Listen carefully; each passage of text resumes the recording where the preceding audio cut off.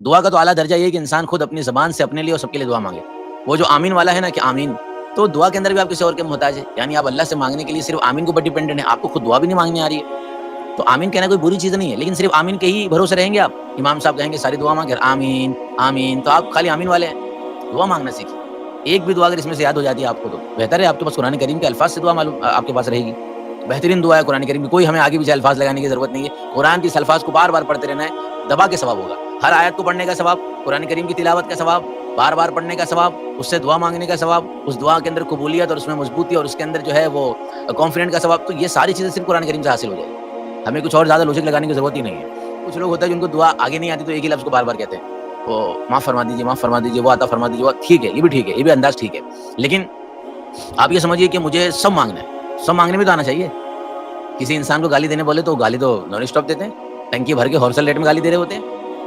کسی کو برا بھلا کہنا ہے تو نان اسٹاپ کہہ رہے ہوتے ہیں. 1 گھنٹہ چلانا، 1 گھنٹہ کسی کے اوپر چلا دیتے ہیں، چاہے عورت ہو چاہے مرد ہو. غصے کے اندر کیسا کیسا غصہ نکال دیتے ہیں، اور اس طرح ریدم میں گالی دیتے ہیں کہ پورا ریدم نہیں ٹوٹتا ہے.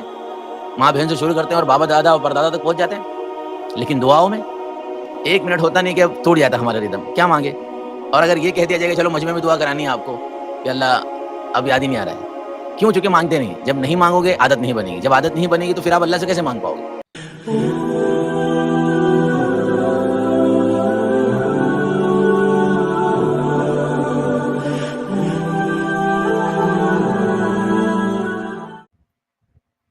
حضرت ابراہیم علیہ السلام کی دعا مشہور اور معروف ہے. کعبۃ اللہ کی جب انہوں نے تعمیر کی اور اس کے بعد حضرت ابراہیم علیہ نبی علیہ السلام نے دعا مانگی، اپنی اولاد کے لیے مانگی، تمام مؤمنین کے لیے مانگی، والدین کے لیے مانگی. بڑی بہترین دعا ہے قرآن کریم کی. سورہ ابراہیم آیت نمبر 40 اور 40 کے اندر یہ دعا مبارکہ ہے. کیا دعا ہے؟ رب اجعلنی مقیم الصلاۃ ومن ذریتی ربنا وتقبل دعاء ربنا اغفر لی ولوالدی وللمؤمنین یوم یقوم الحساب. رب اجعلنی، رب اجعلنی، اے میرے رب تو بنا دے مجھ کو ایسا مقیم الصلاۃ، نماز قائم کرنے والا، ومن ذریتی، اور میری اولاد میں سے بھی ایسے لوگ اٹھا جو یہ کام کرے، یعنی جو نماز کو قائم کرے. ربنا وتقبل دعاء. اور آگے حضرت ابراہیم علیہ السلام نے دعا مانگی تھی، اے ہمارے رب وتقبل دعا، تو ہماری دعا کو قبول فرما لے. ربنا اغفر لی ولوالدی وللمؤمنین یوم یقوم الحساب. ابراہیم علیہ السلام نے پھر آگے اتنے بھی بس نہیں کیا کہ ہمارے رب تو میری بخشش فرما، میرے والدین کی، مؤمنین کی.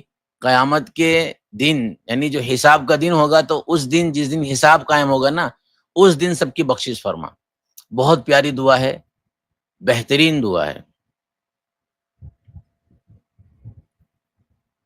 تو اب ہم بھی اس کو مانگتے ہیں. ہماری لسٹ میں یہ دعا ہونی چاہیے. ایک مسلمان کو 50 دعا یاد نہ ہو، کم از کم کچھ دعائیں تو یاد ہونی چاہیے.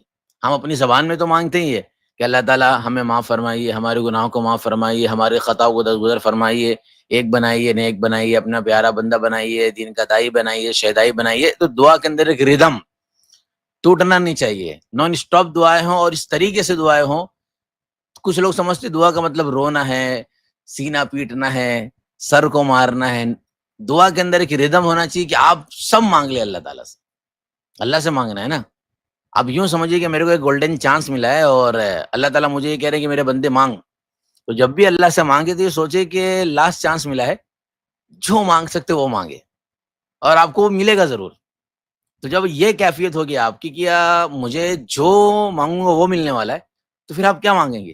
آپ یہی مانگیں گے. کچھ لوگ ہوتا ہے جن کو دعا آگے نہیں آتی تو ایک ہی لفظ کو بار بار کہتے ہیں، وہ معاف فرما دیجیے معاف فرما دیجیے، وہ عطا فرما دیجیے. وہ ٹھیک ہے، یہ بھی ٹھیک ہے، یہ بھی انداز ٹھیک ہے، لیکن آپ یہ سمجھیے کہ مجھے سب مانگنا ہے. سب مانگنے میں تو آنا چاہیے.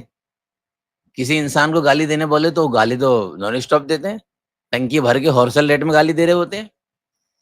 کسی کو برا بھلا کہنا ہے تو نان اسٹاپ کہہ رہے ہوتے ہیں. 1 گھنٹہ چلانا، 1 گھنٹہ کسی کے اوپر چلا دیتے ہیں، چاہے عورت ہو چاہے مرد ہو. غصے کے اندر کیسا کیسا غصہ نکال دیتے ہیں اور اس طرح ریدم میں گالی دیتے ہیں کہ پورا ریدم نہیں ٹوٹتا ہے. ماں بہن سے شروع کرتے ہیں اور بابا دادا اور پردادا تک پہنچ جاتے ہیں، لیکن دعاؤں میں 1 منٹ ہوتا نہیں کہ اب ٹوٹ جاتا ہمارا ردم، کیا مانگے؟ اور اگر یہ کہہ دیا جائے گا چلو مجمع میں دعا کرانی ہے آپ کو کہ اللہ اب یاد ہی نہیں آ رہا ہے، کیوں؟ چونکہ مانگتے نہیں ہیں، جب نہیں مانگو گے عادت نہیں بنے گی، جب عادت نہیں بنے گی تو پھر آپ اللہ سے کیسے مانگ پاؤ گے؟ تو ایٹ لیسٹ چلو مجمع میں آپ کو نہیں آ رہی ہے، ویسے مجمع میں کوئی زیادہ ضروری بھی نہیں ہے، آپ انفرادی اپنی انڈیویجولی لائف کے اندر اللہ سے خوب مانگ سکے، آدھا 1 گھنٹہ مانگ سکے۔ ایک تو یہ ہوتا ہے کہ آدھا 1 گھنٹہ آپ صرف ایک ہی دعا کو ریپیٹ کریں، اور ایک یہ ہوتا ہے کہ آپ نان اسٹاپ مانگتے جائیں۔ تو ہر کسی کو یہ دیکھنا چاہیے کہ میرے اندر یہ ایبیلٹی، یہ صلاحیت ہے کہ نہیں ہے۔ مجھے اپنے خالق اور مالک سے مانگنا بھی نہیں آ رہا ہے تو پھر میرے اوپر تو تف ہے۔ اور یہ صفت ایسی ہے مانگنے کی جس کے لیے کوئی عالم ہونا، کوئی مفتی ہونا، کوئی بہت بڑا قاری ہونا، مدرسے میں پڑھا ہوا ہونا کوئی ضروری نہیں ہے۔